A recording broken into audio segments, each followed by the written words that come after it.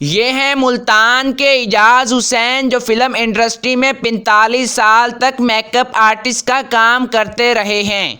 इजाज़ हुसैन सुल्तान राही, मुस्तफ़ा कुरैशी, उमर शरीफ जैसे नामवर अदाकारों के साथ भी काम कर चुके हैं। ऐसा क्या हुआ कि इजाज़ हुसैन को हालाते ज़िंदगी ने इतना तंग कर दिया कि रिक्शा चलाने पर मजबूर हो गए? जानिए इस वीडियो में। नामवर थे, सुल्तान राही साहब हो गए और मुस्तफ़ा कुरैशी साहब, अफज़ाल अहमद साहब, और स्टेज की दुनिया में अमानुल्लाह मस्ताना साहब हो गए, तारिक टैडी साहब हो गए। अस्सलाम वालेकुम, शाहकार टीवी के साथ मैं हूं आपका मेज़बान ताहिर हमीद। अस्सलाम वालेकुम जी वालेकुम सलाम। इजाज़ साहब, कैसे हैं आप? ठीक है, शुक्र अल्हम्दुलिल्लाह। इजाज़ साहब, इंडस्ट्री की दुनिया में, फ़िल्मी दुनिया में कब और कैसे आए? सर मैं बचपन से ही समझ लें कि छोटा सा था, बहरहाल घर से भाग कर इंडस्ट्री में चला गया था। बड़ा शौक़ था उस टाइम। मैंने वहाँ पर मेहनत मजदूरी की, बहरहाल है ना, मजदूरी करते करते सेट लगाए वहाँ पर, और मैंने देखता कि क्या कैसे काम हो रहा है।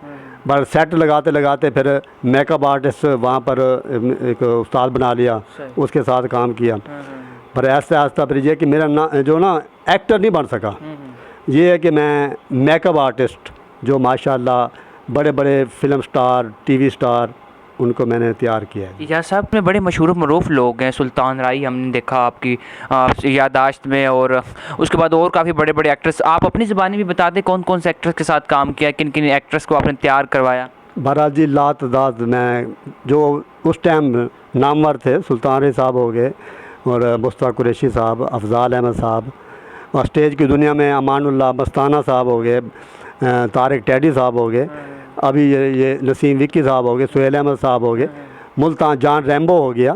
ये मुल्तान में फिर यहाँ पर मैंने वो स्टेज पे Multan art council, Babar theatre, अरूज था बहरहाल जी मुल्तान में। और मुल्तान में ड्रामा है।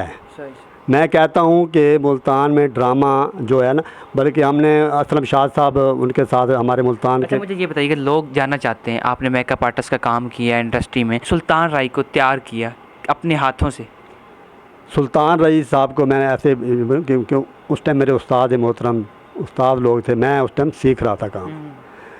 और जब ये कि वो अल्लाह को प्यारे हो गए और फिल्म इंडस्ट्री ख़त्म हो गई, फिल्म इंडस्ट्री ख़त्म, मैंने वहाँ पर सेटों पे काम किया। मैंने वहाँ पर बस जो एक्स्ट्रा होते हैं खड़े। इजाज़ साहब, मुल्तान के, आपकी बात टोकता हूँ माजरत, मुझे ये बताइए कौन से ऐसे सबसे नामवर से नामवर एक्टर्स जिनके साथ आपने काम किया, अपने हाथों से तैयार किया?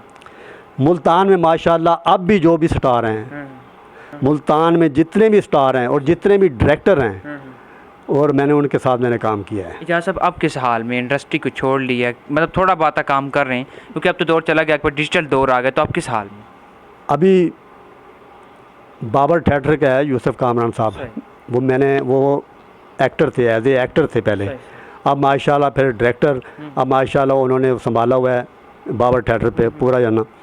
अभी पिछले दिनों आर्ट काउंसिल में ड्रामा हुआ, वो गेटअप के हवाले से माशाल्लाह। मैं नहीं कहता ये आप मुल्तान या बाहर के, मेरे पास गेटअप है।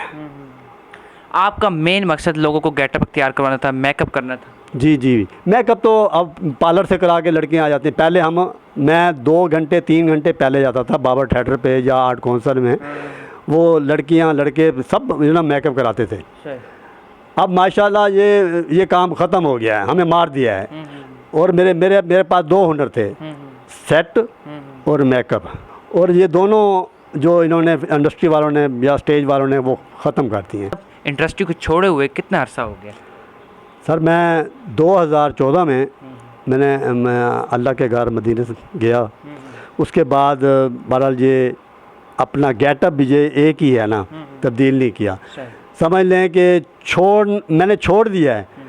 अब वो जो मेरे दोस्त अहबाब, जिस तरह आप लोग आ गए हैं, ये मेरे चाहने वाले मुझे नहीं छोड़ते। अच्छा इजाज़ साहब, कोई ऐसा वाक़या फिल्म इंडस्ट्री का या किसी ऐसी कोई फिल्म स्टार का, लड़कियां अक्सर आपके साथ आपने तैयार किया है, काम किया है अपने साथ, कोई ऐसा वाक़या जो अब तक ना भूलता हो?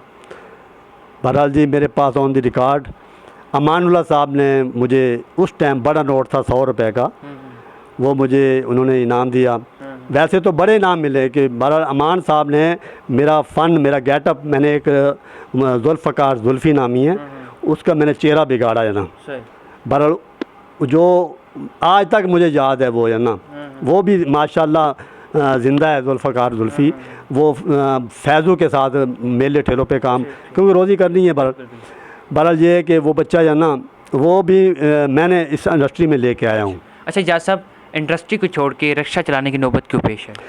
देखें जी, रक्षा जौन साहब, ये जिस तरह ख़बरें लगती रहीं कि जी वो लड़की की खातिर इन्होंने रक्षा ले लिया। नहीं, ये मैंने मतलब इंडस्ट्री का काम ख़त्म हो गया, आपने अपना ज़राए आमदन बना नहीं, लिया था। रिक्शा जौन साहब मुझे विरासत में मिला है जी। ठीक।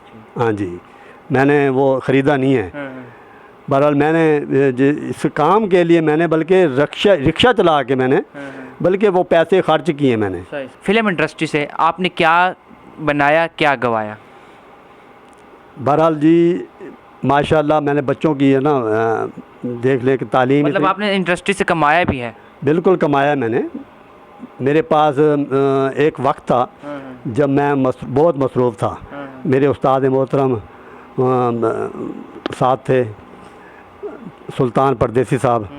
मैंने फिर एक अपना बेटा वो भी साथ लगाया, हम 3 हो गए। अब ये देखें कि 3 बंदे जब काम करेंगे, अगर मिसाल के तौर पे उस टाइम 500 ले 1500 बन गए। उस्ताद जी मेरे वो मुखलिस थे, वो जो भी पैसे मिलते थे वो भी मेरे पास, और बेटा जो कमाता था वो भी मेरे पास। हम सेट लगाते थे, मेकअप करते थे। उस टाइम मैं इंट्री टाइम नहीं मिलता था, क्योंकि रेसल 8 दिन रेसल होती थी। ड्रामा ख़त्म हो उसके बाद रेसलें जाना, 15-15 दिन रेसलें होती थी।